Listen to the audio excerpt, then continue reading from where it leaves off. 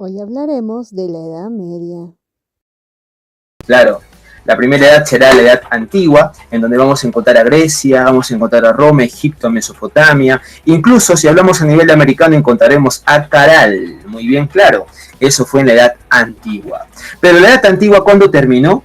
La edad antigua, este maravilloso periodo histórico en donde se inventó la escritura, por eso comenzó la edad antigua. ¿Cuándo termina?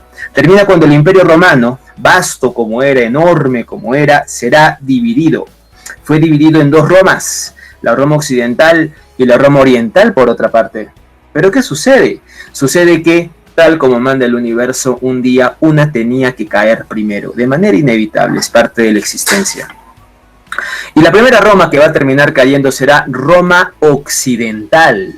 Roma caerá en el año del 476 después de Cristo y es exactamente lo que tienes tú aquí en la diapositiva. Mira, el año en que termine la edad antigua será en el 476. Y si termina la edad antigua aquí, lógico es de que la edad media comenzará también en este año. Muy bien, acá también va a comenzar la edad media. Ahora, la edad media, amigos, ¿hasta dónde se va a extender? Se va a extender hasta el año de 1453. ¿Por qué? ¿Por qué hasta el año de 1453? Porque, amigos, hasta el año de 1453, la Roma oriental, todavía sobrevivió, y eso es magnífico. Imagínate que el Perú se divide en dos, Perú del norte y Perú del sur. Perú del norte caerá en el 470, es conquistada, muy bien, pero Perú del norte, Perú del sur va a sobrevivir por casi 1000 años más, increíble, por casi 1000 años más. El Perú del sur va a sobrevivir, es decir, Roma oriental va a subsistir en un imperio que dejará de llamarse el Imperio Romano de Oriente y se llamará el Imperio Bizantino.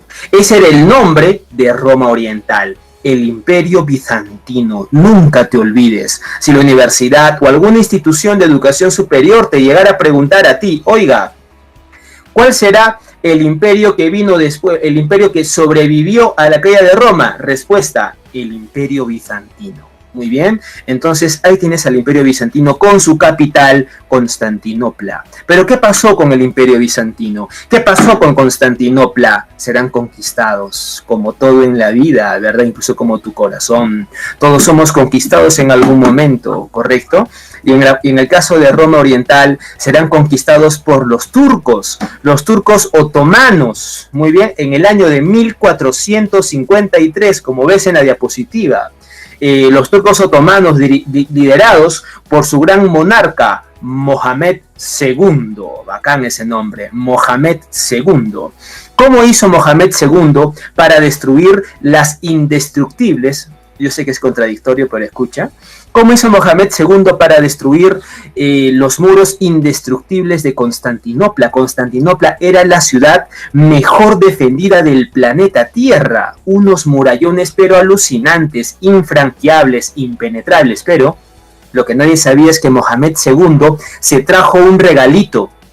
Se trajo un regalo desde el lejano oriente. Se trajo un regalo desde China, en donde se había creado la pólvora mucho tiempo antes. Y trajo por primera vez, los europeos conocerán el horror de la pólvora en la forma de un cañón de más de 20 metros de longitud. Los bizantinos no entendían qué diantres era ese aparatejo hasta que hizo fuego destruyendo sus muros y siendo así invadidos. Entonces así es como caerá Constantinopla, la capital del Imperio Bizantino, poniéndole fin a la Edad Media. Bien, entonces con todos estos eventos que te estoy explicando, jóvenes, lo que estamos haciendo es ubicarnos en el tiempo cuando hablamos de la Edad Media. Muy bien, así que la Edad Media sobrevivió, o mejor dicho, la Edad Media se va a desarrollar durante la caída de ambas Romas, desde la caída de Roma de Occidental hasta la caída de Roma Oriental. Suficiente. Muy bien, etapas, correcto. Evidentemente, una etapa de casi 1000 años, ojo, no del todo, evidentemente tendrá muchas etapas. Bueno, en este caso solo hay dos, porque encontramos diferentes características. Bien, la primera etapa de la Edad Media lleva el nombre de Alta Edad Media. Lo puedes ver en la diapositiva, está recontra claro, recontra fácil de entender. Alta Edad Media. Y la segunda parte será la Baja Edad Media. Rayos, sí, lo sé, son muy originales con el nombre, qué difícil de aprendértelo, pero lo volvemos a repetir. Alta Edad Media y la Baja Edad Media. Profe, ¿cuál es la diferencia entre uno y otro? ¿Qué características hay? Sobre eso hablaremos más adelante, pero me voy adelantándote con algo, muy bien, algo muy importante. En la Alta Edad Media nosotros encontramos, no te dejes llevar por la palabra alta, créeme, porque la palabra alta no trae nada bueno, nada bueno. Durante la Alta Edad Media, los pueblos europeos literalmente vivieron en el pasado. Es como que si todo el progreso que se hubiera logrado con Grecia y con Roma desapareciera. Van a retroceder, toda Europa se convierte en una gigantesca chacra, así como me escuchas.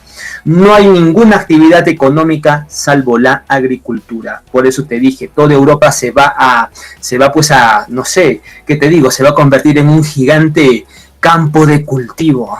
Muy bien, pero eso cambia cuando ingresamos a la Baja Edad Media. Es más, ¿por qué no? De una vez fijemos cuáles son las características de cada uno, aprovechando el recuadro que tenemos a la derecha. Muy bien, rápidamente. Alta Edad Media, ¿qué sucedía aquí? Miren, muchachos, de una vez me voy a adelantar con algo muy importante, así que quiero que estés muy atento, ¿de acuerdo? Jóvenes, antes de que dé lugar la Edad Media, es decir, cuando todavía vivíamos en Edad Antigua, Roma era un imperio vasto, ¿sí? Prácticamente toda Europa estaba bajo, no digo todo, pero buena parte de Europa estaba bajo el dominio de los romanos y su imperio. ¿Sabes qué significa esto? Es verdad, no había libertad, había muchos pueblos que estaban descontentos con los romanos, lo que tú gustes, pero había algo bueno de Roma. ¿Sabes qué es lo bueno? Es que Roma le otorgaba a todos los países de ese tiempo, a todos los pueblos, les otorgaba seguridad, les otorgaba estabilidad. Muy bien, entonces si te daba un beneficio vivir bajo la sombra de Roma, era que Roma te defendía, te protegía de los peligros de afuera de los límites, porque recuerda que eran otros tiempos, joven amigo. No eran los tiempos de ahora que tú puedes ir a otro país tranquilamente con tu documento de identidad y tu pasaporte, muy bien, donde hay policía, la gente civilizada, muy bien, bacán pues, puedes irte a pasear, pero eso no lo podías hacer en ese tiempo. Y si lo hacías, podías hacerlo, claro, pero te arriesgabas muchísimo porque había todo tipo de gente. Ahí no había policía, no había derechos humanos, ni constitución, no había el watchman que te estaba ahí chequeando, ayudando, no había nada de eso. Podías toparte con una banda de forajidos, te quitaban todo, te cortaban la cabeza y chao, y no pasaba nada, ¿viste? Entonces eran tiempos de inseguridad. Pero Roma por eso fue grande. Roma le concedió a todas esas gentes de Europa, les concedió algo que no habían tenido nunca antes, seguridad y estabilidad. ¿Listo? Gracias a esta seguridad y estabilidad que los romanos le van a otorgar a los europeos, van a florecer muchas actividades económicas. Aparte de la agricultura, que es la actividad económica más antigua de la historia, muy bien. Aparte de la agricultura, estaba también la ganadería, estaba la pesca, estaba la artesanía, muy bien, pero por encima de todos estaba el comercio, jóvenes, la antigua actividad de intercambiar productos, llámalo trueque, llámalo compra y venta, llámalo como tú quieras, pero el comercio es fundamental, lo fue antes, lo sigue siendo hoy en día y seguramente lo seguirá siendo después. Entonces ahí tienes el comercio. ¿Por qué le pongo tanto énfasis al comercio? Porque, jóvenes, el comercio floreció, porque las rutas comerciales, que eran caminos por donde las grandes caravanas iban llevando sus comercios, productos, etcétera, muy bien, todo el material de intercambio, estaban seguros porque estaban dentro de Roma. Así que los romanos van a facilitar el comercio, floreció el comercio, pero ¿qué pasó cuando Roma cayó? Cuando Roma cae, muy bien, toda Europa va a sufrir un terremoto, un sismo.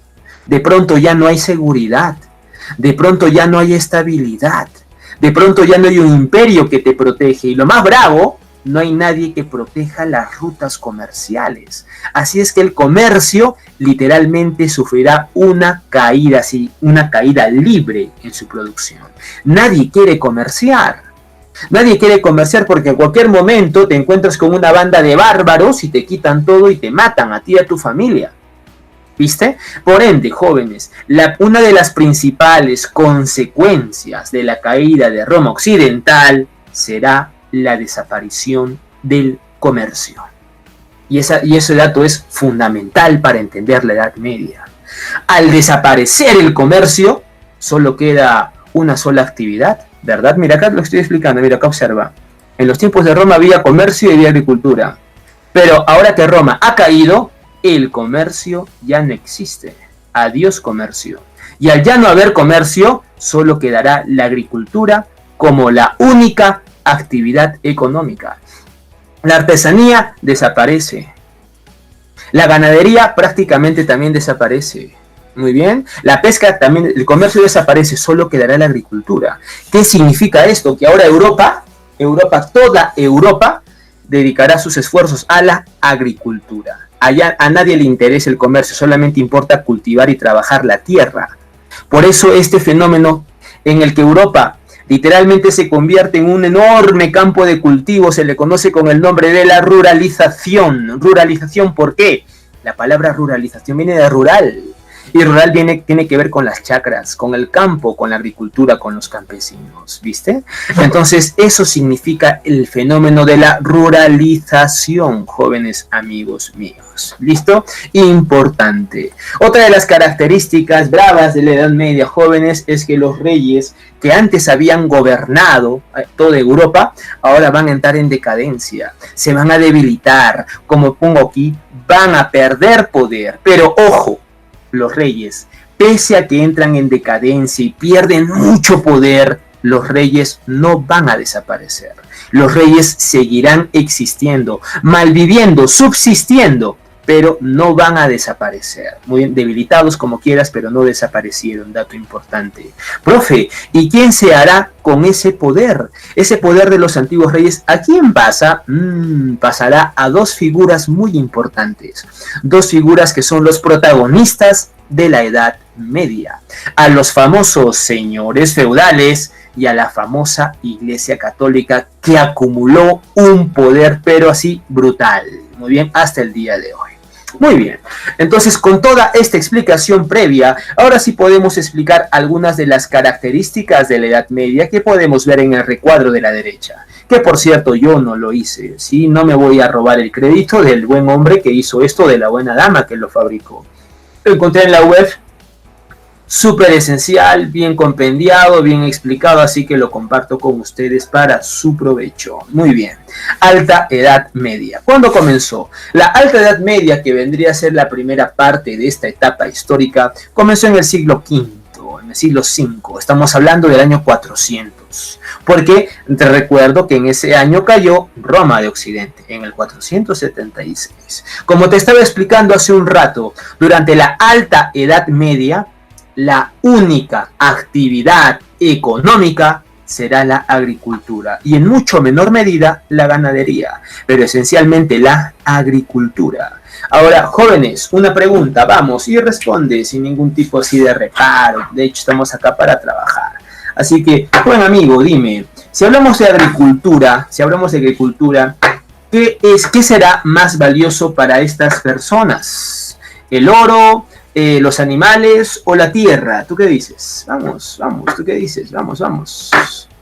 Puedes utilizar la tierra, escucho por ahí, qué lindo, muy bien, la tierra. Respuesta correcta, la tierra, pues muchachos, claro, la tierra se convertirá en la posesión más valiosa de estos hombres, porque sin la tierra no hay agricultura y sin agricultura te mueres de hambre. Así que la tierra se convierte en la fuente principal de riqueza. Los señores feudales, los vasallos y los reyes y los papas, lo único que les importa es tener tierras, porque tierra es sinónimo de poder. Muy bien, así que no te olvides, la tierra, el feudalismo, la agricultura son característicos de la alta Edad Media. Muy bien, ahí lo tienes. ¿Listo?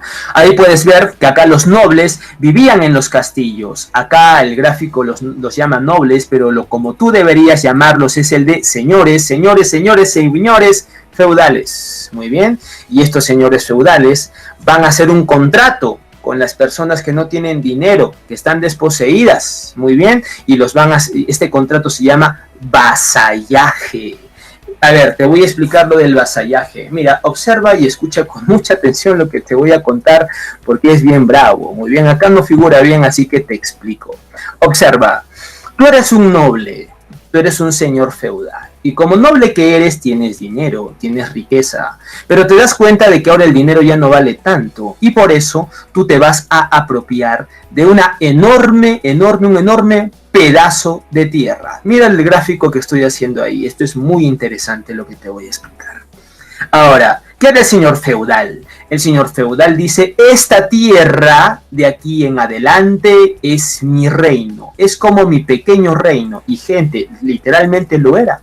Un señor feudal era como un pequeño rey con su pequeño reino. Muy bien. Ahí tiene el señor feudal, que vive en su castillo, así bien paja. Acá está una torre, bueno, algo así, una torre. No soy tan buen dibujante, me disculparán. Dice, ahí está. Maldito, listo. El señor feudal vive en su torre, ¿correcto? Tiene su tierra, muy bien. ¿Y sabes qué es lo mejor del señor feudal? Lo mejor del señor feudal es que tiene un pequeño ejército a su servicio, que lo voy a graficar acá con verde para que lo puedas ver. Mira acá. Su ejército, su pequeño ejército leal a él, lo protegen. Muy bien, de tal forma que este pequeño reyesuelo, este señor feudal, está seguro. Tiene su tierra, tiene su ejército, goza de riqueza y goza de poder. Es feliz, no le falta nada, o mejor dicho, le falta una cosa más. ¿Sabes qué le falta? Jóvenes, ¿qué le faltará al señor feudal para estar completo? ¿Tú qué dices? Vamos, algo falta ahí. A ver. No te escucho, criatura. Más fuerte, hijos míos, con toda la confianza del mundo. Estamos acá para servirlos. ¿Nadie? Nadie. Muy bien, respuesta correcta. No es tan difícil, jóvenes. Tienes tus tierras, tienes tu ejército, tu castillo, tienes todo. Pero hay un problema. Tus tierras tienen que ser trabajadas. Estas chacritas que estoy acá graficando de manera muy burda, muy bien, estas chacritas tienen que ser trabajadas. El señor feudal evidentemente no las va a trabajar. ¿Cómo le vas a pedir eso al señor feudal? Él es un noble, él no se ensucia las manos. Muy bien, profe, a su ejército, jamás. Su ejército tiene su chamba ya determinada, y su chamba es defender al territorio. Pregunta, ¿qué hace el señor feudal? ¿A quién llamará, a quién convocará para que trabaje sus tierras? ¿Sabes a quién va a llamar? Fácil pues, te llamará a ti. Exactamente, mi amigo, te llamará a ti. Jóvenes, como toda la vida, como siempre ha existido en la tierra, en la historia, siempre hay clases sociales. Siempre hay gente que tiene y gente que no tiene. Y en este tiempo, la gente que no tenía nada era muy abundante. El señor feudal está feliz aquí, pero afuera de estos muros, afuera de la seguridad de sus tierras, hay mucha gente. Gente pobre, es libre, no son esclavos, ¿sí? Pero son gente pobre y tienen familia y velan por su familia. Así que, ¿qué es lo que hace el señor feudal? El señor feudal en persona, ojo, en persona, sale de su castillo con su caballo, ahí está maldito, va, se acerca a ti, ahí está, y te dice, tú, hombre pobre, te dice, y tú, dígame, hombre rico, hombre pobre, te tengo un trato, ¿cuál es? Le dice, mira, hombre pobre, yo te voy a pedir que por favor, muy bien, yo te voy a pedir esto a cambio. Yo te voy a dar lo siguiente, muy bien. Quiero que vengas a mis tierras. Yo te voy a prestar un pedazo de mi tierra, una parcela, y quiero que la trabajes. ¿Sí? Quiero que la trabajes, hombre pobre. Muy bien. Quiero que la trabajes y yo a cambio, ¿qué voy a darte? Fácil. La mitad de todos los productos que salgan de esta tierra que yo te presto, la mitad te lo quedas tú, te lo regalo, pero la otra mitad me la das a mí. Solo necesito que me jures tu lealtad. Y el hombre pobre se lo piensa y le dice, no estoy seguro, hombre rico. Me vas a dar la mitad de tu tierra, me vas a prestar, me vas a dar la mitad de tu producción, pero no es suficiente, dame más, le dice. Y el hombre rico le dice, te voy a dar algo más, lo más importante. Jóvenes, ¿ustedes qué creen que es lo más importante que le dará el señor feudal a este hombre pobre? ¿Qué creen que es lo más importante que le va a dar? Exactamente. Muy bien, caramba, bien con los jóvenes. Vamos, gente. Le va a dar seguridad. Aquí afuera, tú, hombre pobre, podías tener tu chacrita. No hay problema, eres libre. Ahí tienes tu chacrita, no obedeces a nadie, todo lo que sale de acá es para ti, pero ¿cuál es el problema? No tienes seguridad. En cualquier momento aparece Gengis Khan y sus tropas y te cuelgan de las patas y adiós. Ese es el problema. No tienes seguridad, no tienes protección y tú tienes una familia a la cual proteger. Así que muchos de estos hombres pobres, por necesidad de seguridad, por la necesidad de proteger y defender a sus seres amados, como lo haría cualquier padre o cualquier madre, terminarán aceptando este trato y le dicen, señor feudal, le prometo mi lealtad. Y tú al hacer eso, le estás entregando tu vida al señor feudal. Ojo, él no te está obligando. Si te obligara, eso sería esclavitud. Pero esto no es esclavitud. Tú, de manera voluntaria, le entregas tu vida a tu señor. Muy bien. Y a cambio el que te da tierras y te da protección. ¿Te has dado cuenta? Una con otra. Y así es como nacerá un nuevo sistema político, económico y social denominado el feudalismo. Y el feudalismo, amigos míos, nunca te olvides, es propio de la alta Edad Media. Porque el feudalismo en la Baja Edad Media entra en decadencia. Muy bien. ¿Dónde surge? En la Alta Edad Media. No te vas a olvidar. ¿Correcto? Así que hablemos acerca del feudalismo, caramba. Muy bien. Acá lo tenemos al costado. Hablemos del feudalismo. Correcto. Muy bien. Ahí en la derecha puedes ver un gráfico mucho más bien hecho, ¿no? Mi grafiquito, mira esa vaina, por Dios santo, ¿qué es eso? Acá lo puedes ver mucho mejor, más ilustrado. ¿Listo? Acá vive el señor feudal, ahí está el señor feudal, ¿correcto? Sus vasallos, que son los hombres y mujeres que le han jurado lealtad, viven en la aldea, acá está en la aldea, muy bien, es el pueblo, ¿correcto? Y en otra región se encuentran las tierras de cultivo, acá ves, esas son las tierras del cultivo que tienen que trabajar sus vasallos, ¿correcto? Y en otra parte, las tierras del pueblo. Todo esto es del señor feudal. El señor feudal lo único que está haciendo es prestarles a todas estas gentes, a todas estas personas pobres, les está prestando sus tierras, nada más, ¿bien? Y a cambio pide lealtad, ¿correcto? Y trabajo, por supuesto. Entonces, eso vendría a ser de una manera mucho más ilustrada lo que era un feudo. Muy bien, ahí lo tienes. Hablemos acerca del feudalismo, cómo se le puede definir. El feudalismo, jóvenes estudiantes, se puede definir como un sistema. Es un sistema, evidentemente. Un sistema político, económico y social. Puedes fijarte, PES, un sistema PES. Ahí está, para que nunca te olvides. Mira, un sistema PES, político, económico y social. Ah, ¿pero qué? Dime, quiero que me digas, ¿es un sistema político, económico y social basado en qué? ¿Basado en el dinero, en la ganadería? ¿Basado en qué, jóvenes? Dime, vamos, ¿en la posesión de qué? ¿En qué está basado este sistema político? En la agricultura. En la agricultura, correcto, pero la agricultura, ¿dónde se trabaja, criatura? ¿Dónde se trabaja, joven? Posesión de tierras. En la tierra. Así que eso es el feudalismo, un sistema político, económico y social basado en la tierra, con mayúsculas, porque como ya te dije hace un rato, mi amigo, mi amiga, durante todo este tiempo la principal y única actividad económica será la agricultura. Por tanto, la tierra se convierte en la única fuente de riqueza. Muy bien, mira qué fácil que es la Edad Media. Muy bien, sigamos. Elementos, bueno, los elementos son más que obvios, jóvenes estudiantes. Primer elemento, tenemos al feudo. al que tú llamarás es la tierra. La tierra en ese tiempo cobraba el nombre de feudo. El amo de la tierra se llamará el señor feudal, obviamente. Si la tierra se llama feudo, el dueño de la tierra sería el señor feudal. Y ahora, ¿quién trabaja la tierra? La tierra la trabajan los vasallos. Muy bien. Entonces, si te das cuenta, todo este sistema gira en torno a la tierra, tierra y tierra. Por eso esto es el feudalismo. Ahí está. Bueno, algo así. Muy bien. Acá, sigamos. El siguiente punto sería el siguiente. ¿Cuáles son las características de la Edad Media? Del feudalismo. Primera característica, una economía de autoabastecimiento. Muy bien. A ver, mi joven amigo.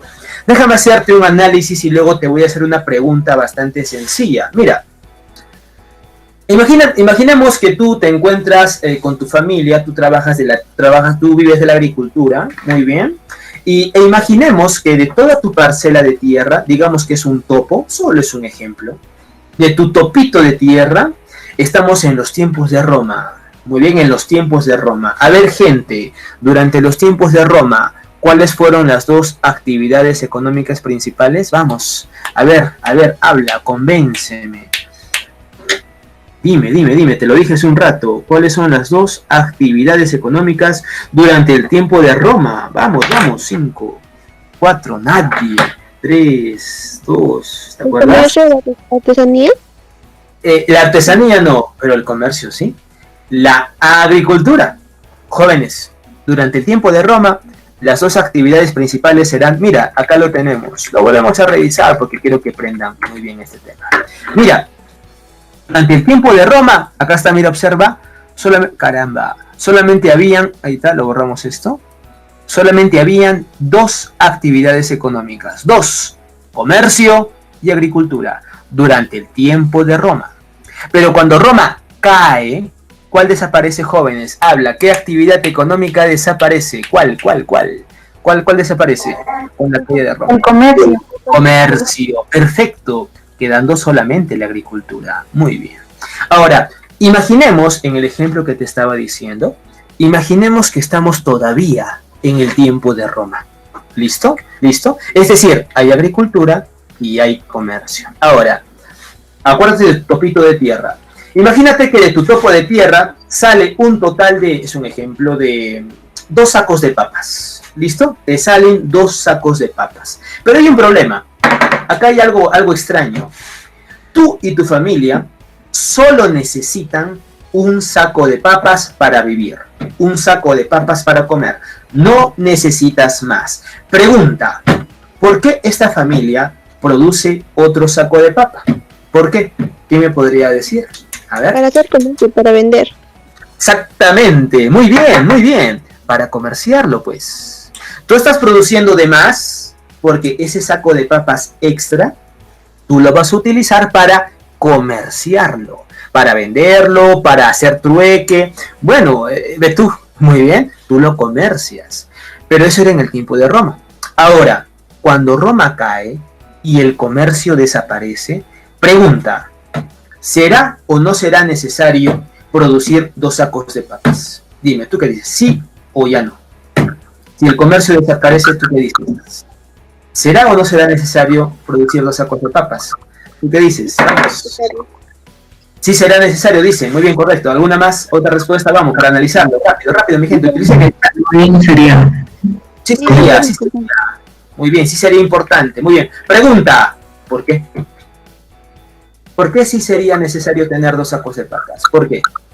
Porque un saco se quedaría con ellos y otro le darían al rey. Y otros se lo harían al rey, correcto, muy bien, listo. Pero recuerda que estamos hablando de una familia que solo necesita un saco de papas para vivir, y tú todavía no vives para ningún rey. Amigos, el ejemplo quiero que quede claro. Es lo siguiente, si antes tú producías 2 sacos, un saco para comer y el otro para comerciar, ahora que el comercio ya no existe, ya no hace falta producir 2 sacos de papas. ¿Para qué?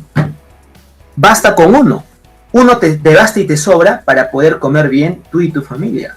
El otro saco de papas lo tendrías ahí por gusto. se pudriría, se consumiría, muy bien, sería un trabajo perdido, porque no lo vas a comer. Y ni siquiera lo puedes comerciar, porque ya no hay comercio. Así que, ¿qué significa esto? Significa que al desaparecer el comercio, tú, tú siendo un campesino, solo vas a producir lo necesario para poder vivir, nada más. Solo vas a consumir, vas a producir el alimento necesario para poder subsistir, no más, no menos. ¿Me dejo entender? Entonces, a partir de ese momento, la agricultura, o mejor dicho, la economía, se vuelve una economía de autoabastecimiento. ¿Qué significa esto? Significa de que tú solamente vas a producir lo necesario para poder sobrevivir, nada más. ¿Viste? Ya no vas a producir de más, ya no hay excedente, porque ya no hay comercio. ¿Viste? Entonces, a esta característica en la que tú solamente vas a producir lo necesario, se le llama así una economía de autoabastecimiento. Primera característica. La segunda característica es la de una sociedad jerarquizada, y evidentemente lo era. Jóvenes, mira, solamente observa ese dibujo, solamente observa el gráfico que te anexé allí. Mira, el señor feudal, mira la casota del señor feudal, un castillo, con lujos, con fiestas, con jaranas, vino, mucho alimento, banquetes. ¿Ah? También estaban ahí los famosos arlequines, los bufones, ¿verdad? Que le alegraban el día al que te cuento. Ahí estaban, ¿listo? Y mira dónde vive el pueblo. En pequeñas casas, en pequeñas villas, ¿correcto? Otra diferencia, en lo alto, en una loma, se encuentra el señor feudal. Y en la parte baja, en una planicie, se encuentra el pueblo. Entonces es evidente que aquí hay cualquier cosa menos igualdad social. Acá hay jerarquías sociales. Una sociedad terriblemente jerarquizada. Nobles y pueblo. Aunque había una tercera clase social. ¿De quién estamos hablando? A ver, ¿quién lo dice? Vamos, lanza. ¿Quién falta ahí? Muy bien, varón. La iglesia. Pero ¿cuál es la denominación de la iglesia? Tiene su propio nombre. Tiene sacerdotes, nada. Comienza con CL. Fácil. El clero, pues amigos, el clero. Claro, pues, por supuesto, el clero. Y amigos, con el clero se completan las tres clases sociales del feudalismo. Muy bien, la nobleza, el clero y abajo, como siempre, el pobre pueblo. Muy bien, recontra vaca. Siguiente dato, el poder. Como ya te había explicado, te voy a preguntar esto rápidamente. ¿Los reyes desaparecieron o solo se debilitaron? ¿Tú qué dices? Vamos, vuela, convénceme, hombre. Se debilitaron. Exactamente, excelente, bravo. Jóvenes, no hay mayor satisfacción para el docente que escuchar a sus estudiantes responder, porque eso significa de que están prestando atención, y la verdad es que es muy gratificante para mí. Gran trabajo, chicos, muy bien, sigamos trabajando de la misma manera. Como les iba diciendo entonces, queridos amigos, los reyes aquí no van a desaparecer, pero sí se van a debilitar. Ahora, ese poder de los antiguos reyes, ¿a quién pasó ese poder? A ver, dime, ¿a quién pasó ese poder? ¿A quién? ¿A quién pasará el poder, jóvenes? ¿A quién? A los señores feudales, correcto. Ese poder que los reyes van a perder, oye, tienen que pasar a algunas manos, necesariamente. ¿A qué manos van a pasar? A las manos del señor feudal. Eran muchos, ¿visto? Entonces ahí lo tienes tú. Siguiente característica, la iglesia. La iglesia, jóvenes, aquí durante la Edad Media, es en donde amasa todo el poder que hoy día tiene. Oye, hasta el día de hoy, la Iglesia Católica tiene un poder, pero terriblemente enorme hoy en día. Pero lo era más en la Edad Media. En la Edad Media, los señores feudales, los reyes y los vasallos le tenían pánico al Papa. No porque fuera malo, sino por el poder que manejaban los papas. Tenían demasiado poder. Fue la época dorada de la Iglesia Católica porque nadie estaba por encima de la Iglesia. Nadie. Ni reyes, ni emperadores, ni señores feudales. ¿Viste? Profe, ¿y de dónde emanaba tanto poder? Fácil, porque la Iglesia se apoderó de una cuarta parte de todas las tierras de Europa. Imagínate eso, ser el dueño de la cuarta parte de un continente. Imagínate la cantidad de poder que tenía la iglesia. Y por ende también daba mucho temor. Y luego encontramos lo que es la fuente de riqueza, que vendría a ser la tierra. Por eso yo te lo expliqué muy bien de lejos. Te había dicho que durante aquellos años el dinero a nadie le importa. ¿Por qué? Porque ya no hay comercio. Acuérdate, ya no hay comercio. El dinero no es importante. El dinero, el oro, la plata, tiene valor, es cierto. No digo que no valían nada tampoco, pero habían perdido mucho valor. La gente prefería tener tierras antes que un cofre de oro, literalmente. Entonces, ahí tienes a la fuente de riqueza, la tierra, correcto. Ahora, pasamos al siguiente aspecto, el fin del feudalismo. ¿Por qué llegó a su fin el feudalismo? Para poder comprenderlo, primero tenemos que explicar lo que era la iglesia y el poder que ejercía. Muy bien, rápidamente, para esto pasamos al siguiente punto. Profe, ¿qué pasaba con la iglesia y el poder? Muy bien, lo explicamos rápidamente. Un rato, chicos. Jóvenes, un momentito, por favor, me están haciendo una llamada muy importante. Les pido un minuto, por favor.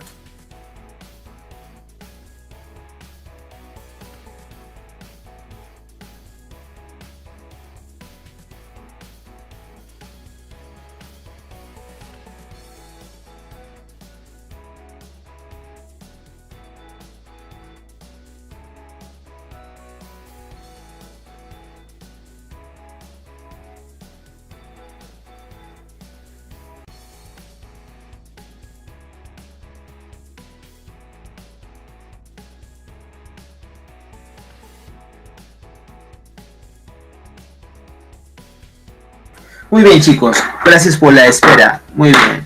Como les iba diciendo, entonces, la Edad Media. ¿Qué pasó con el feudalismo? ¿Por qué llega a su fin el feudalismo? Para comprenderlo, primero tenemos que partir por el protagonista de la Edad Media, y eso será la Iglesia Católica. ¿Qué pasó con la Iglesia Católica? Escuchando, por favor. Jóvenes, la Iglesia Católica, como te había contado hace un rato nada más, había llegado a tener tanto poder debido a que se apropió de la cuarta parte de todas las tierras de Europa. Muy bien, mucho poder. Pero eso no era suficiente para explicar su poder. La Iglesia Católica, jóvenes, es sabido por todos, durante la Edad Media cometió bastantes atrocidades, muy bien, cosas de las que hoy en día se avergüenza y no le gusta recordar, muy bien, pero acá tenemos que recordarlo porque es parte de la historia. Con la debida disculpa, por supuesto, con los amigos y las amigas creyentes. Muy bien, yo respeto toda forma de credo, jóvenes, toda forma de pensamiento. Tolerancia y respeto es lo más importante. Ahora, ¿qué es lo que sucede? La Iglesia Católica, jóvenes, durante la Edad Media cometió grandes atrocidades y una de esas será lo relacionado al diezmo. Profe, ¿qué era el diezmo? El diezmo, como su nombre lo indica, era era un impuesto. Bueno, no era un impuesto, era una, cuando tú das algo de manera voluntaria, una donación. Muy bien, era una donación y como cualquier donación eras libre de darla o no. Muy bien, era una donación que consistía en darle a la Iglesia Católica el 10%, la décima parte de toda tu producción.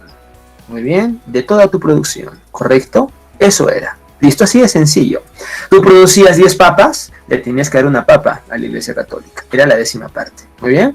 Claro que era una donación, eras libre de hacerlo. Claro que si de pronto tú no decidías donar, muy bien, porque podías hacerlo, eras libre de hacerlo, la Iglesia Católica te enviaba a la Santa Inquisición para convencerte de que era mejor donar, muy bien, y tú de la mejor manera aceptabas, ¿verdad? Claro, no es que tuvieras miedo a la Santa Inquisición, ¿correcto? Entonces, eso fue el diezmo. Profe, ¿qué fue la Santa Inquisición? Vamos a hablar de eso más adelante. En segundo lugar, aparte del diezmo, jóvenes, encontramos las famosas indulgencias. Profe, ¿qué eran las indulgencias? Uy, esta parte es un poco brava. Amigos, las indulgencias serán una especie de boletos, una especie de rifas para poder pagar tus pecados. Me explico. Por aquellos tiempos estaban los inquisidores. También estaban otro tipo de curitas que eran bastante radicales en su pensamiento. Uno de estos curitas se acercaba a un pueblo, muy bien, hay un grupo de campesinos, y le decía a los campesinos lo siguiente: recuerda que en ese tiempo, dato importante, recuerda que en ese tiempo el 90% de la población europea vivía en las más terribles de las ignorancias. El conocimiento se había privatizado en ese tiempo. El conocimiento era un privilegio que solo unos pocos podían tener, entre ellos los miembros de la Iglesia Católica. Eran los únicos que dominaban el conocimiento, sabían leer, sabían escribir, habían desarrollado la filosofía. Muy bien, todo el conocimiento antiguo lo tenían ellos, pero las grandes masas populares no lo sabían. ¿Por qué? Porque jóvenes, y aunque esto pueda sonar bastante duro, jóvenes, un pueblo ignorante es más fácil de conducir, es más fácil de controlar. Y eso fue lo que pasó en ese tiempo. A los monarcas, a los grandes jerarcas de Europa, les convenía mantener en ignorancia a la población europea para que sea conducida más fácilmente, ser sometida más fácilmente.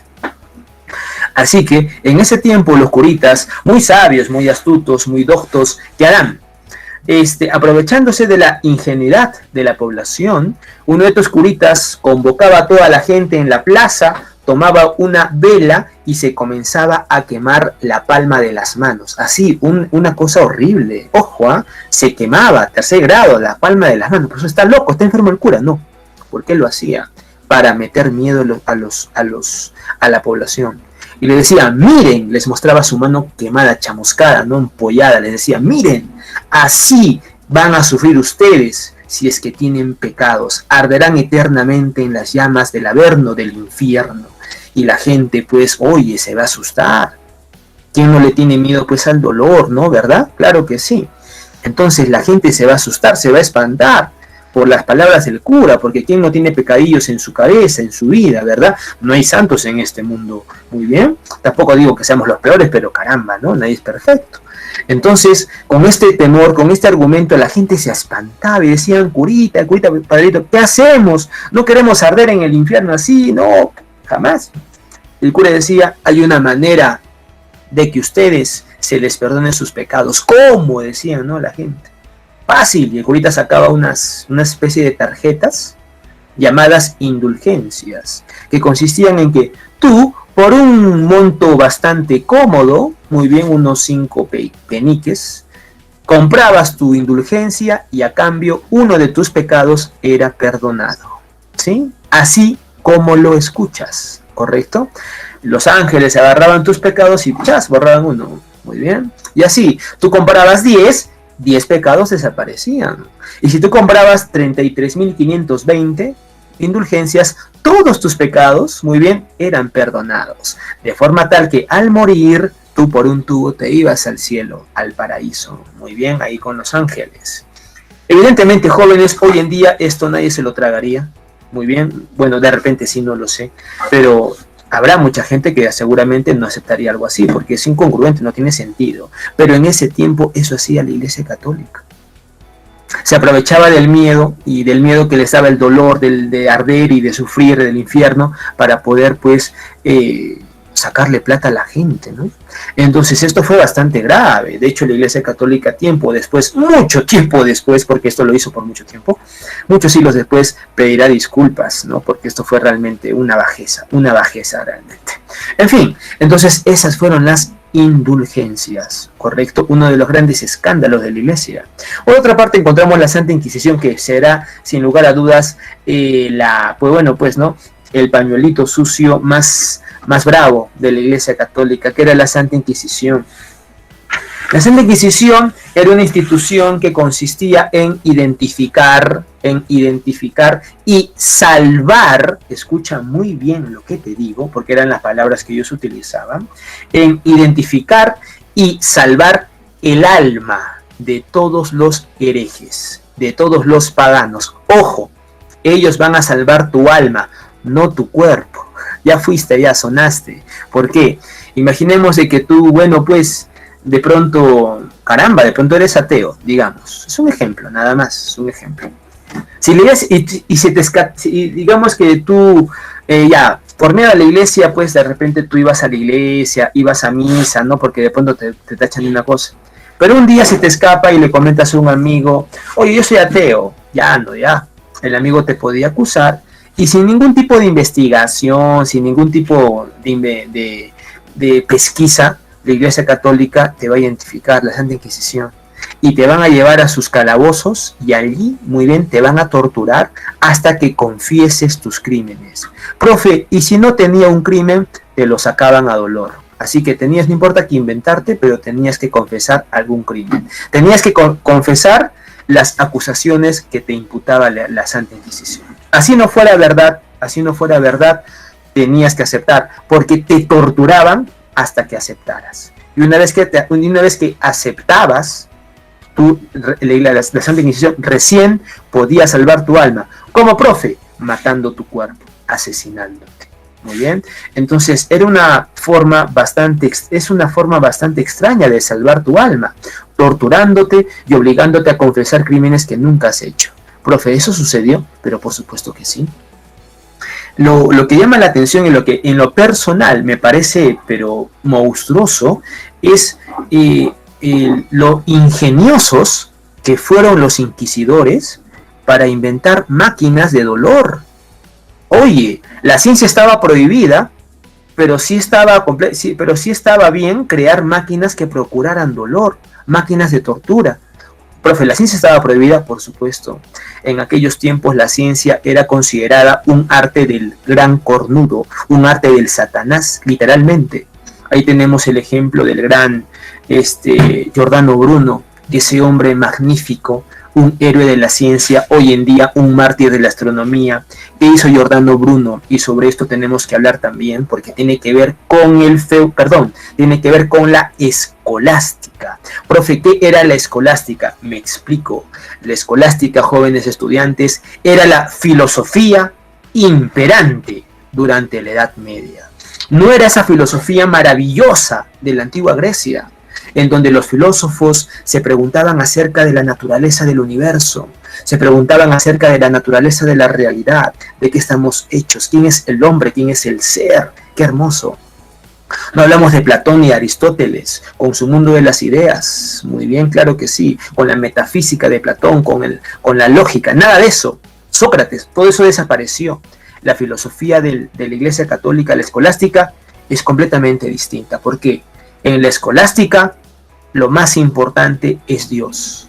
Dios es la verdad y la única manera de alcanzar la verdad es mediante la fe. La razón no importa. La razón no tiene importancia. La razón, el raciocinio, la inteligencia, la lógica no tiene valor. Tienes que tener fe. Y si no tienes fe, yo te la doy. ¿Cómo? Con la Santa Inquisición. Entonces, jóvenes, la ciencia fue prohibida. Prohibida.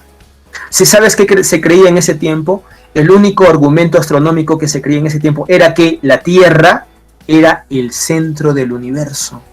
¿Sí? ¿Sabes cómo se llama esa teoría? Esa teoría astronómica completamente absurda, descartada hoy en día, era la teoría geocéntrica, que significa de que la Tierra es el centro del universo. Eso creían los católicos, los curitas. Éramos tan ególatras como hombres y mujeres que creíamos de que éramos el centro del universo. Las estrellas giraban a nuestro alrededor, el sol giraba a nuestro alrededor, todo giraba a nuestro alrededor y la Tierra era estática. Esa concepción se mantenía y se defendía en ese tiempo. Imagina eso. ¿En serio, profe? Por supuesto. ¿Listo? Pero ¿qué pasó con Giordano Bruno? Este hombre valiente. Giordano Bruno, jóvenes, fue un hombre que miró más allá.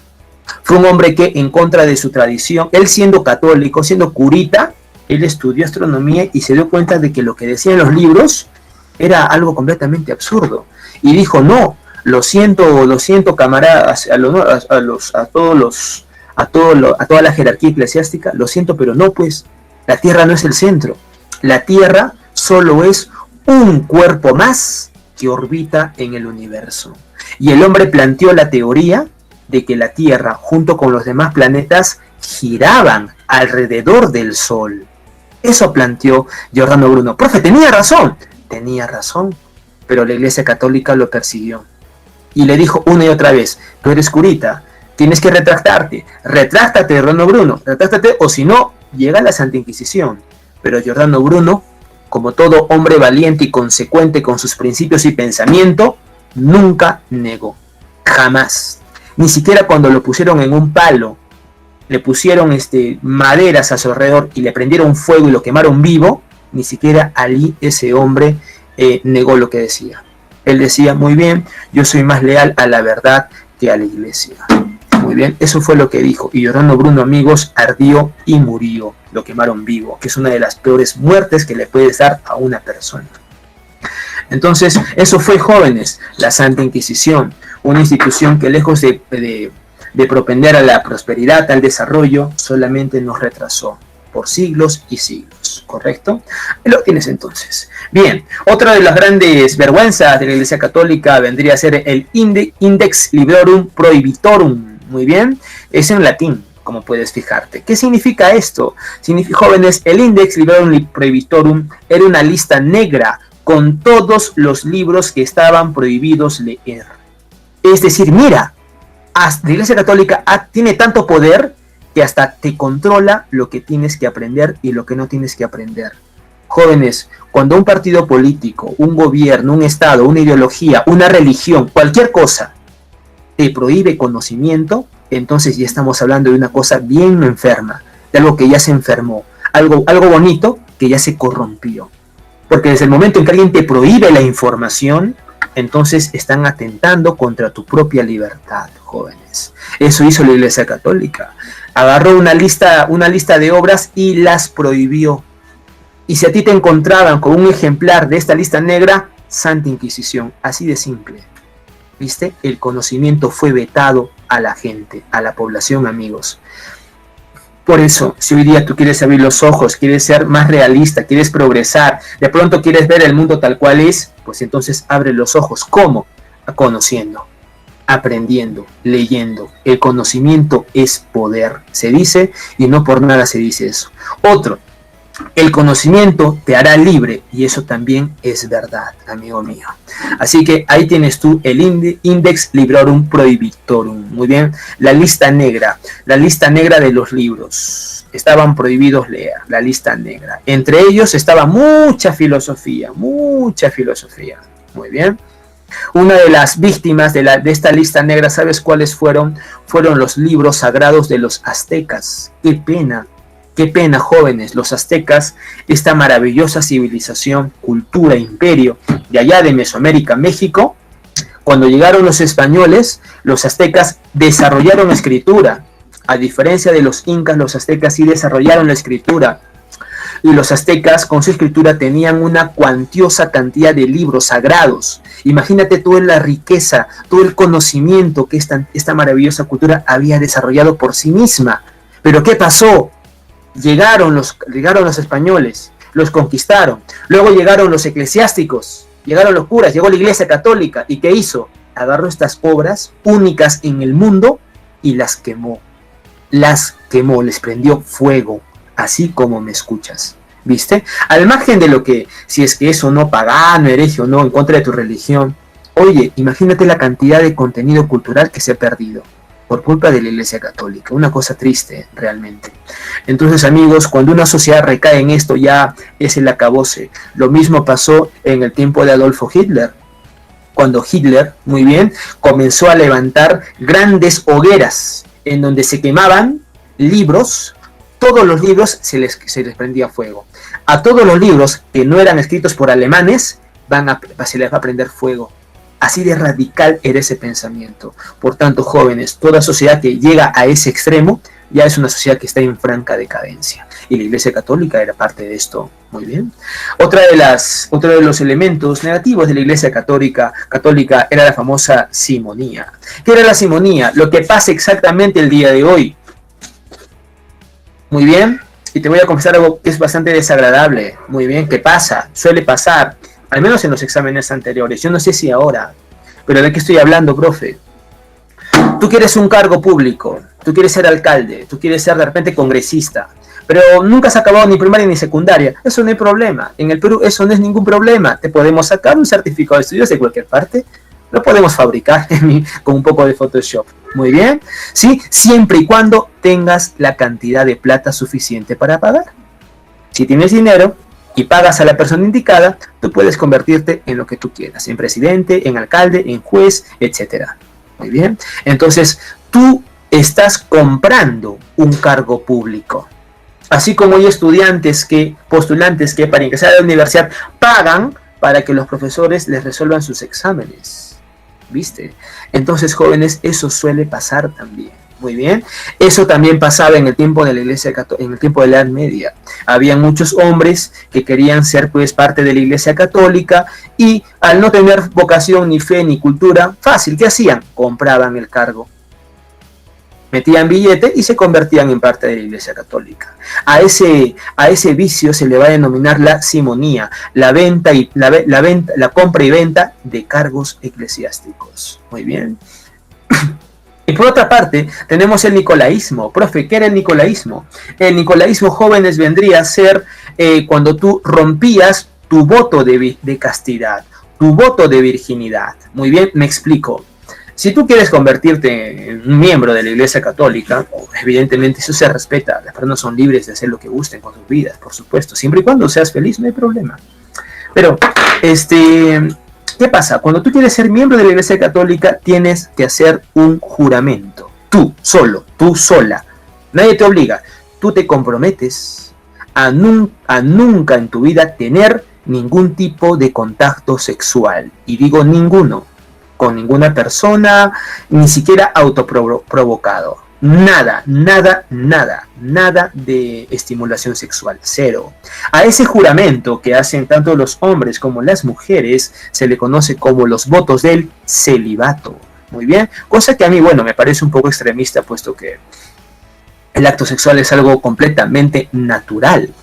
Si no fuera por el acto sexual, la especie humana ya se hubiera extinto, pero en fin. Entonces, ese es el celibato. ¿Correcto? Hay gente que realmente lo logra, jóvenes, hay gente realmente que yo admiro, conozco, personas que realmente su fe es verdadera, su fe es legítima y realmente llevan hasta el final este juramento de celibato. Se admira, caramba, la fortaleza de esas personas, al margen de sus creencias, se admira la consecuencia, se admira, ¿no?, toda su fuerza de voluntad, hermoso. Pero ¿qué pasaba, jóvenes? Muchas veces, el celibato no se cumplía y desembocaba o solía desembocar en auténticos crímenes. Por ejemplo, jóvenes, dentro de la Iglesia Católica, muy bien, había una clase social, una jerarquía eclesiástica que consistía en los famosos abades. ¿Por qué son los abades? Los abades eran unos curitas que eran más radicales que los otros. ¿En qué sentido? Un curita normal, común y corriente, era un curita que podía interactuar con el pueblo. Tú lo veías en la capilla haciendo misa. Tú podías conversar con él podía conversar contigo. Podías relacionarte con esa persona. Bacán. Ese es un curita normal. Pero un abad no. El abad es de un pensamiento más radical. El abad dice, no, yo me voy a apartar del mundo. Me aparto del mundo y solo tendré contacto con otros curitas como yo, con otros abades, ¿sí? Y para apartarse del mundo, estos abades van a construir, o mejor dicho, van a residir en estas famosas abadías. Por eso se llaman abades, porque vivían en las abadías. Muy bien, listo. En el caso de las mujeres, las monjitas, en el caso de las mujeres, no eran las abadías. En el caso de las mujeres eran los monasterios. ¿Listo? Los monasterios. Es lo mismo, solo con diferente nombre. Evidentemente no se juntaban, pues. No, hay que decirle no a la tentación. No se juntaban. En las abadías tú solo encontrabas a puros varones, hombres. Muy bien. Pero ¿qué sucedía, jóvenes? Muchas veces, jóvenes, y esto es un poco fuerte tal vez, pero fue parte de la historia. En las abadías se cometían auténticos crímenes. A veces los abades más jóvenes pues de 14, 15 años, ingresaban acá pues a una abadía y eran pues jovencitos, flaquitos, esbeltos, casi con formas femeninas, y muchos abades adultos mayores los miraban con otros ojos, ¿sí? Y jóvenes en esas abadías pues pucha que se cometieron, no en todas, ¿no? No hay que ser tampoco extremista, pero en las abadías solían cometerse auténticas crímenes, asesinatos, violaciones, relaciones homosexuales. No digo que esté mal el homosexualismo, yo no estoy en contra de eso, yo no me opongo en contra de nadie, pero en ese tiempo y en una abadía pues es escandaloso, ¿no? Entonces, jóvenes, eso pasaba en las abadías, ¿sí? Bien bravo, esto lo describe bastante bien un filósofo de la Edad Media, que escribió una obra extraordinaria recomendada llamada El nombre de la rosa. El nombre de la rosa. También hay la película, un poco antigua, es con Sean Connery, me parece, en fin. Pero en esa novela, muy bien, ¿cómo se llama este flaquito? Sí sé su nombre. Se me viene a la cabeza este filósofo español, este flaquito va a describir de manera magistral cómo era la vida real en una abadía, y la verdad es que es espectacular. O sea, tú te quedas boquiabierto con todas las cosas que pasaban ahí adentro. Muy bien. Humberto Eco, ya me acordé, Humberto Eco, así se llamaba ese filósofo y autor de esa novela que te digo, El nombre de la rosa, Humberto Eco, si quieres investigarlo después. Bien, entonces, ahora, ¿qué pasaba en los monasterios? Bueno, acá tenemos un ejemplo muy cercano, jóvenes. El monasterio de Santa Catalina. Oye, ¿sabes qué pasó con el monasterio de Santa Catalina? Bueno, jóvenes, al monasterio de Santa Catalina solamente ingresaban las mujercitas, las damas, las señoritas de las familias más pudientes. Porque para ser una monjita en un monasterio tenías que pagar un montón de plata. ¿Por qué? Porque una vez que tu hija ingresaba al monasterio, nunca más volvía a salir. ¿Me dejo entender? Tú entrabas al monasterio y nunca más volvías a ver a tu familia. Porque si de repente, para los que han entrado al monasterio de Santa Catalina, sabrán de lo que hablo, es una pequeña ciudad dentro de Arequipa, con sus calles, con sus casitas, comedores, zonas residenciales, templos, habitaciones. Es una pequeña ciudad y ahí vivían las monjitas, rodeadas de un murallón y aisladas del mundo. Tú ingresabas y ya no salías, morías y te enterraban ahí adentro. Ojo, chicos, esto es verdad, eso pasaba en la historia de Santa Catalina. ¿Listo? Ahora, ¿qué pasaba? Bueno, yo no tengo problemas con eso, las señoritas, si su fe es verdadera, bacán, pero ¿qué pasaba? No hace mucho tiempo, hace unos 4 o 5 décadas atrás, se hizo una remodelación del monasterio de Santa Catalina, para renovarlo, para una manutención, ¿sí? Y se excavó, y en una de sus grutas, ¿sabes tú qué fue lo que se encontró? Y esto sí es bastante doloroso. Se encontraron, amigos, decenas y decenas y decenas de esqueletos de fetos. Esqueletos de fetitos. Muy bien, entonces era evidente que muchas de estas señoritas no mantenían su pureza física, pues, ¿no? Y mantenían acto sexual, quién sabe con qué hombres, no sabemos, de repente curas, de repente otros hombres, de repente violaciones, no lo sabemos, pero el hecho es que se han encontrado cientos y cientos de fetitos ahí enterrados, cuerpos, muy bien, abortos, se hacían abortos, muy bien, entonces, chicos, Eso es una de las consecuencias de pronto, ¿no? Cuando una persona se dedica a hacer algo o promete algo que sabe que de pronto no lo va a cumplir. Muy bien. Entonces, ¿por qué mataban a las criaturas? Porque imagínate la vergüenza y el castigo no solamente de la iglesia y de tu familia. Si se enteraban de que tú, estando siendo una monjita, estás embarazada, ¿cómo es eso posible? Muy bien, es un escándalo bravo. Así que para evitar el juicio social y de la iglesia, preferías pues matar a la criatura. Bien, una cosa espantosa, lo sé, pero real. Bien, entonces eso pasaba en las abadías y monasterios. Pero por favor, tampoco quiero pintar y decir de que todos eran así. No, eso también es un error. Pero, jóvenes, esto era más que común por aquellos años. ¿Listo? Lamentable, pero cierto. Ahora, siguiente punto, las cruzadas. Otra de las metidas de pata de la iglesia fue cuando un papa llamado Urbano II, por acá está, ¿sí está? Acá está. Cuando el Papa Urbano II, ¿qué pasó? Muy bien, lo vamos a explicar rápidamente. Observa esto. Observa el gráfico que voy a hacer acá abajito de manera sencilla y rápida. Muy bien, mira acá, observa. Imagínate que este es el continente europeo. ¿Listo? Es un ejemplo nada más. Esto es Europa. Evidentemente no es así, solo es un gráfico. ¿Listo? Y por acá tienes el continente asiático, que tú sabes que comparten frontera. Acá está Asia. Listo, bacán. Asia es gigante, gigante, gigante. Bien, ¿qué pasaba aquí? Lo que sucedía es de que en toda Europa, ¿cuál era la religión que imperaba? La religión católica, los católicos, ya está, la iglesia católica, ya está, brava. Es la religión oficial de todo el continente. En cambio, en Asia, la cosa no era así. En Asia había muchas religiones, muchos imperios y reinos extraordinarios. De hecho, amigos, los más grandes sabios europeos para escapar de esa represión de la Iglesia Católica, los sabios migraban a Asia. Porque en Asia estaba la gente, ahí en Asia la gente intelectual podía desarrollarse. No había una iglesia que te perseguía por tus ideas. ¿Listo? Entonces, Asia, mientras que Europa entraba en decadencia, se retrasaba moralmente, intelectualmente, Asia florecía. ¿Sí? Fue la época dorada de la cultura asiática. ¿Listo? ¿Y qué pasó? Bueno, ocurría de que, a ver, pregunta jóvenes, ¿cuál es la religión que dominaba en la parte oeste del continente asiático? ¿Sabes qué religión era? Era la religión, a ver, comienza con I, alguien lo sabe, alguien, se le ocurre algo. ¿Y qué religión era? Comienza con I, jóvenes. 5, 4, 3. Vale, chicos, están ahí, muchachos, ¿me oyen, me escuchan? ¿Sí? El Islam, muy bien, la religión islámica. Ahí está la religión islámica. ¿Sí? Profe, ¿cómo se llama? No eran los musulmanes. Lo que pasa es esto, jóvenes. La religión se llama religión islámica y a sus seguidores, a sus devotos, se les llama musulmanes. ¿Sí? Entonces, se parecen bastante, pero no son iguales. Entonces, la iglesia es la iglesia islámica. Pero ¿cómo se llaman sus adeptos? Los musulmanes. Muy bien. Entonces, son otra religión, completamente diferente a la católica. Es una religión en la que no se adora a Dios, se adora a Alá. Su Dios es Alá.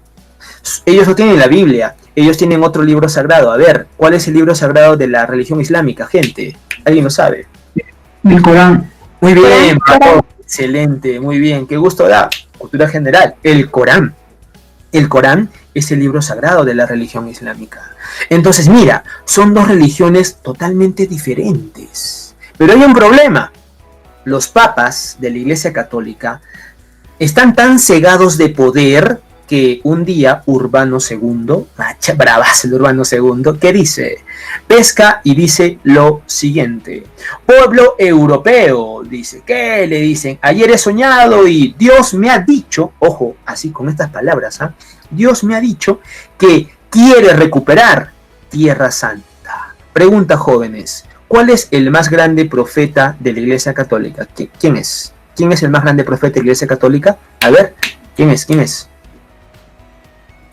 Nadie. Oye, no hay ningún creyente acá, todos son herejes. Y bien celebran su Navidad, bien paja, ¿no? Y luego, a ver, gente, ¿quién es el profeta más grande de la Iglesia Católica? Jesús, pues, mi gente, Jesús, el Mesías, ¿ah? Claro, Jesucristo. Pregunta, ¿dónde nació Jesucristo? A ver, habla, rápido, ¿dónde nació Jesucristo? En Belén, Jerusalén, Nazaret, ¿verdad? Pregunta, Belén, Nazaret, Jerusalén, ¿en dónde se encuentran? ¿En Europa o en Asia? ¿Tú qué dices? En Asia, jóvenes. Mira lo que tenemos aquí. El lugar de nacimiento de Jesucristo, el más grande de los grandes, muy bien, no se encuentra en Europa, está en Asia. ¿Bajo el dominio de qué religión? ¿Católica o islámica, gente? ¿Quién? A ver, dime, ¿qué religión? La religión islámica. Está en el territorio de la religión islámica. Así que el Papa se desgarra las vestiduras y dice, ¡no! No lo podemos permitir. No podemos permitir de que la Tierra Santa, aquel lugar donde nació Jesucristo, esté bajo el dominio de esos herejes, de esos paganos, de los musulmanes. No lo podemos permitir. Dios lo quiere. Y así como me escuchas, con esa frase, Dios lo quiere, Urbano II organiza una guerra religiosa en la que la Iglesia Católica se va a matar con la Iglesia Islámica. Ahí tienes tú una guerra promovida por una religión. ¿Dónde quedó el amor? ¿Dónde quedó la compasión, la misericordia? ¿Dónde quedó el amor a tu prójimo? Pregunto yo a modo de crítica. ¿Dónde quedó esos principios? Es más, jóvenes, tal fue la prepotencia de estos papas, y disculpen con los creyentes, caramba, pero tal fue la prepotencia que incluso dijo lo siguiente. Alguien le dijo, pero papa, ¿no está prohibido matar? No, le dice, lo que pasa es de que, dado que el objetivo es un objetivo noble, recuperar estas tierras es noble, entonces todos los pecados serán perdonados. Si tú matas a un hombre, yo te perdono. Si incendias una aldea, yo te perdono. Puedes matar, puedes hacer lo que tú quieras. Todos los pecados que cometas durante esta guerra serán perdonados. La Iglesia Católica hará la vista gorda. Y jóvenes, con este absurdo juego de palabras, lo que el Papa está diciéndoles es: puedes hacer lo que tú quieras siempre y cuando me recuperes mi tierra santa. Así de simple. Y jóvenes, así es como comenzarán estas guerras llamadas las cruzadas. Muy bien, que fueron promovidas por la Iglesia Católica. ¿Cuál fue el primer papa que las promovió? El Papa Urbano II. En el famoso concilio, la C es de concilio, no es conferencia, ojo, en el concilio de Clermont, pregunta de admisión de varias universidades, y ahora ya lo sabes. Entonces, eso vendría a ser las cruzadas. Entonces, en las cruzadas, jóvenes, ¿cuál es el objetivo? El objetivo es, mira acá, mira, recuperar Tierra Santa, quitarle el dominio de esos territorios a los musulmanes, para que le pertenezca solamente a la Iglesia Católica, es decir, poder, ambición, como siempre, ¿correcto? Entonces, esa era la meta de la Iglesia Católica, arrebatarle a los musulmanes islámicos, a la religión islámica, Tierra Santa, Palestina, Nazaret, etc. ¿Listo? Profe, ¿lo lograron? Sí, lo lograron, pero solamente la primera, porque te contaré que fueron un total de 8 cruzadas, 8, no fueron una, fueron 8 cruzadas. De las 8, la única que salieron victoriosos los católicos fue la primera. Las otras 7, los musulmanes les van a sacar la mure, la chochoca, les van a sacar el ancho. O en todas van a ser perdidas, menos la primera. ¿Listo? Así que eso fueron las cruzadas. Profe, ¿y por qué es importante recordar las cruzadas? Porque, jóvenes, una pregunta, vamos a ver si haces memoria. En el esquema del feudalismo, vamos a ver si te acuerdas, ¿eh? En el esquema del feudalismo, a ver, dime tú, ¿cuáles eran los 3 elementos del feudalismo? ¿Cuáles eran? Acuérdate. El clero. No, esas son clases sociales, mi estimada. Elementos. Los vasallos. El señor feudal. El feudo. El señor feudal. Bacán. Muy bien. Ahora, ¿qué pasa? Entre el vasallo, entre el feudo y el señor feudal, ¿quiénes eran los únicos que tenían ejército? ¿Quiénes? ¿Quién tenía el ejército? ¿Quién era el dueño del ejército? Un pequeño. El señor feudal. Por tanto, te pregunto, cuando se declaran las guerras, cuando comienzan las cruzadas, ¿quiénes marchan a la guerra? ¿Los vasallos, el feudo o el señor feudal? ¿Quiénes van a la guerra con sus ejércitos? ¿Quiénes jóvenes? Los señores feudales, porque ellos son los únicos que cuentan con ejército. ¿Listo? Entonces, serán los señores feudales los que van a marchar con todos sus hombres y con todas sus tropas, van a marchar hacia, van a invadir en lo que vendría a ser las cruzadas. Muy bien. Jóvenes, ¿esto qué significa? Significa de que los señores feudales van a morir, porque ya te dije, las guerras las van a perder, la Iglesia Católica perdió las cruzadas. Así que los señores feudales van a morir como moscas. Pregunta, ¿qué sucede? Mira acá el gráfico. ¿Qué sucede cuando tú tienes, acá mira, acá están la aldea, acá están las tierras, pero mira, el señor feudal se murió, se petateó, estiró la pata. ¿Sabes qué significa esto?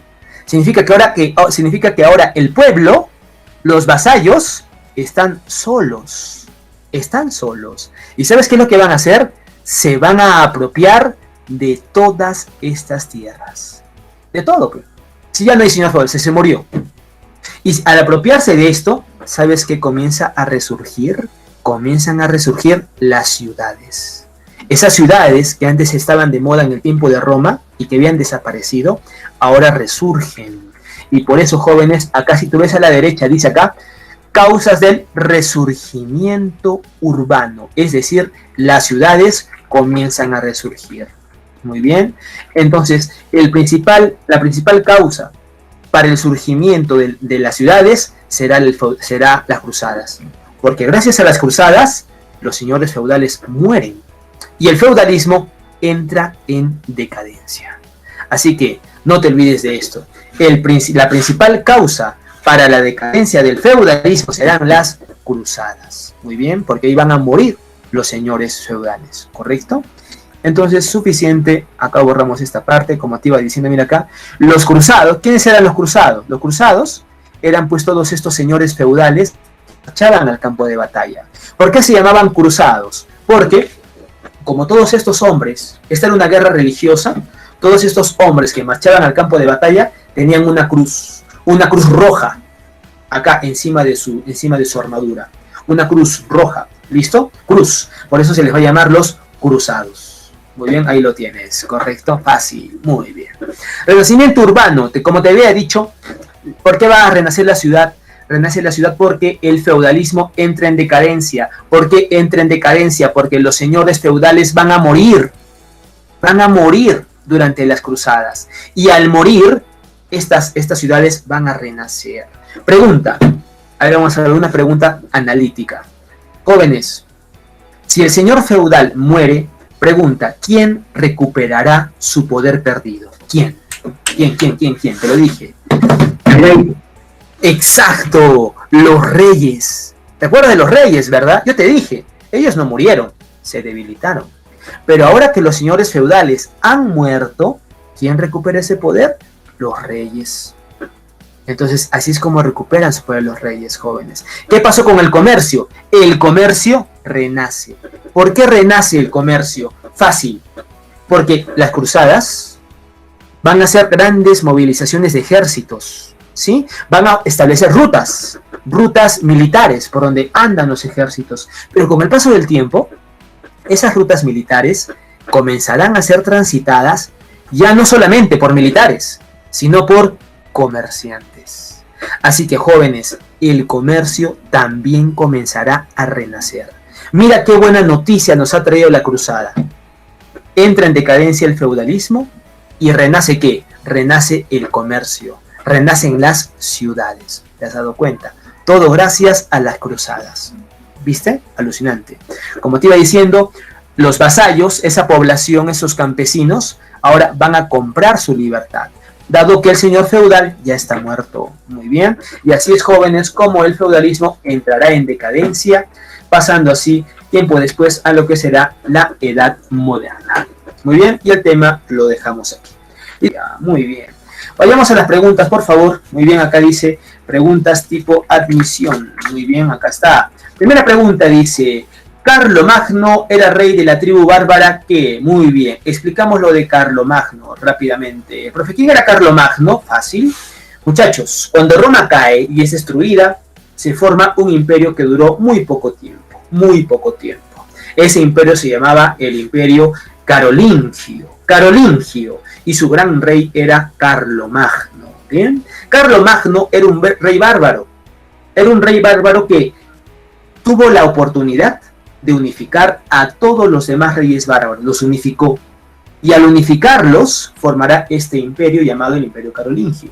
La pregunta es, antes de que fuera el rey, el emperador antes de que fuera el rey de todo el Imperio Carolingio, ¿de qué tribu bárbara era rey Carlomagno? Respuesta, era de la tribu de los francos. Nunca te olvides, de los francos. Muy bien, francos. Primera pregunta.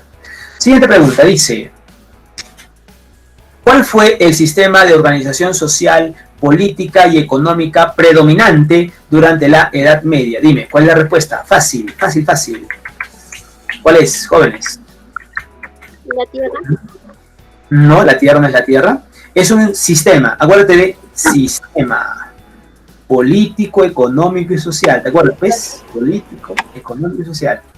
¿Nada? Nada, jóvenes, nada, en serio, nada.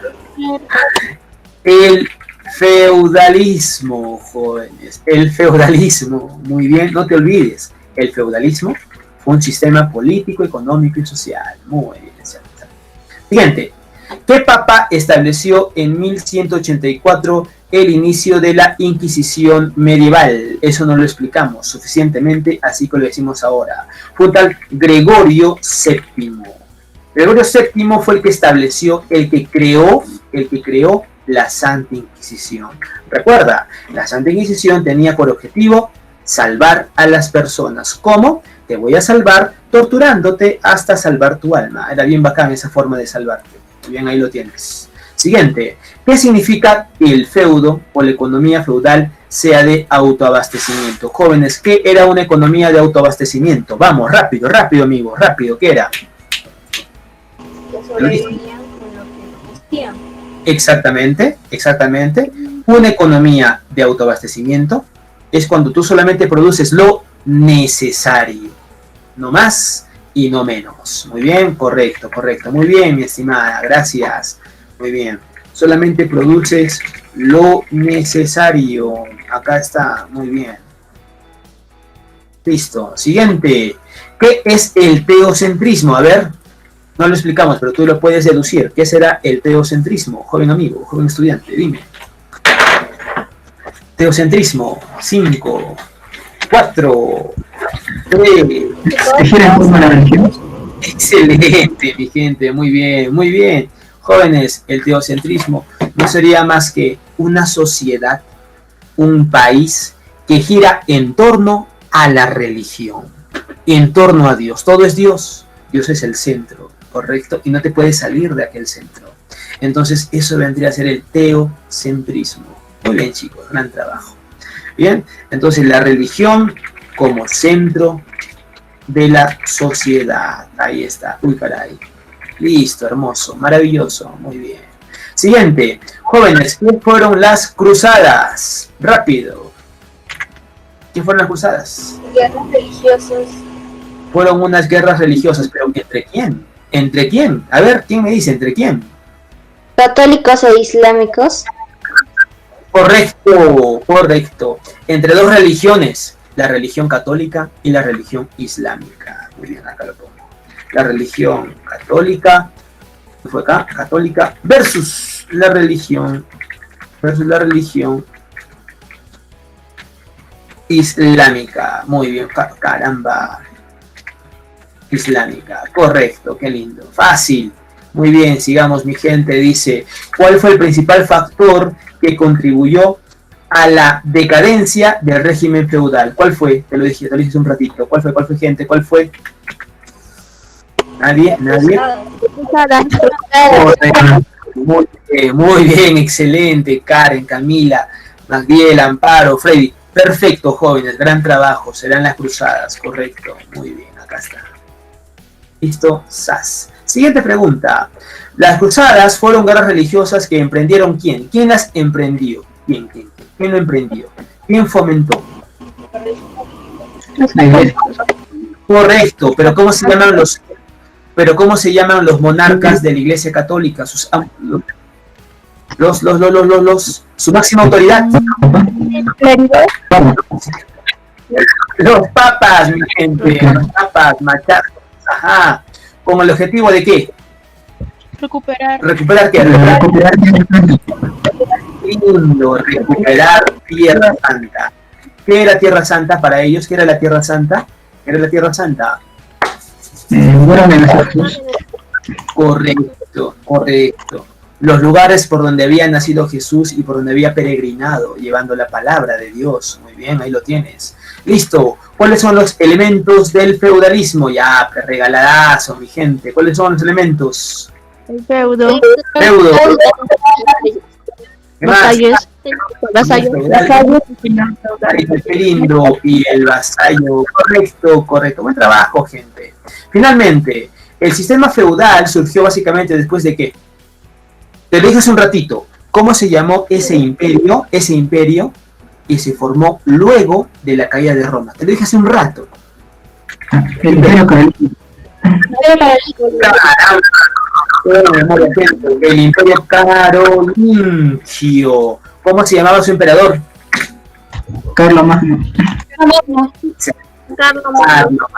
Carlos Magno. Qué excelente, gente. Chicos, el día de hoy ustedes han tenido un excelente desempeño. Qué gusto, qué alegría. Espero seguir trabajando así con ustedes de aquí en adelante. Gran trabajo. Y no te olvides suscribirte al canal Aprendiendo con ADK. Nos vemos.